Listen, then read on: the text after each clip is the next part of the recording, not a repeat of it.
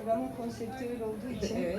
biz gönlümüzden gelerek ilk defa hiç daha önce seslendirmediğimiz başka bir sahnede, yani ilk defa şimdi Maviş'le bu Mehmet Çetin Zeynep Hayır bestesini, dizeleri Mehmet Çetin'in, bestesi Zeynep Hayır'ın Ali Aydarcan'la birlikte söylemişlerdi.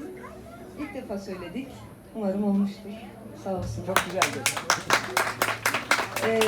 Mehmet Çetin sözleri, bestelenmiş şiirleri olduğu için konsept, biz birazcık kendi repertuarımızın dışında, gerçi biraz Yılmaz Çelik repertuarına dalmış olacağız, affetsin bizi.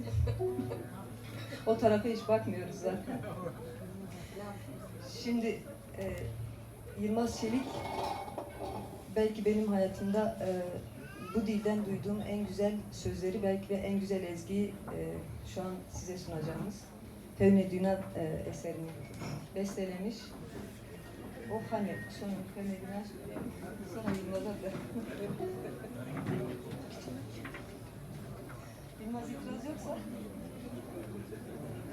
Artık kim güzel söylerse burada bir yarış olsun aramızda. Dinleyiciler puan versin. Yalnız biz çok iyi hazırlanmadık. Sen tecrübelisin ona göre.